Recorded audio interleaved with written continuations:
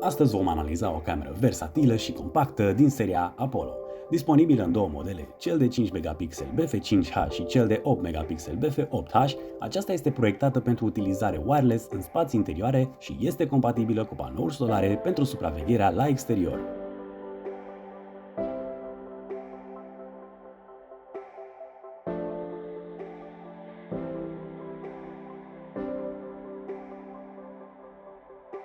Mai întâi să aruncăm o privire la noul ambalaj care poartă logo-ul WeFast. Gama de camere wireless WeFast include seriile Hero, Pico și Apollo.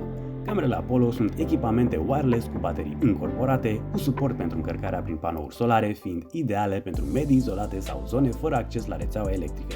Această cameră este creată pentru versatilitate, fiind extrem de ușor de utilizat atât la interior cât și la exterior. Bateria sa încorporată de 6000 de mAh și modul PIR permite o instalare complet fără cabluri, repoziționare simplă și o detecție eficientă a mișcării. Portul de încărcare Type-C asigură o reîncărcare rapidă și fără alte dificultăți, în timp ce compatibilitatea cu panoul solar și modul AOV permite o funcționare continuă pe tot parcursul anului. Împreună, aceste caracteristici transformă camera într-o soluție robustă pentru o varietate de scenarii de monitorizare. Camera oferă urmărire digitală cu zoom de la 1 până la 8 ori, utilizând detecția persoanelor și a vehiculelor pentru a focaliza și urmări țintele exact ca o cameră de tip PTZ.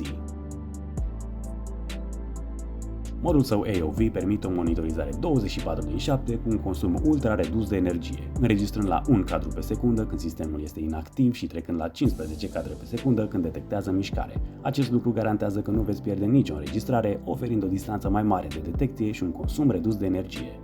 Suportul magnetic permite o instalare rapidă, fără a fi nevoie de unelte. Fixați camera prin răsucire pe bază și ajustați liber unghiul de vizualizare. Magnetul puternic menține camera stabilă pe suprafețele metalice din interior sau exterior, făcând repoziționarea extrem de simplă. Printre funcțiile suplimentare se numără detecția prin AI a oamenilor și vehiculelor, rezistența la intemperii cu certificare IP66, funcția de comunicare Two-Way Talk și alarma luminoasă și sonoră.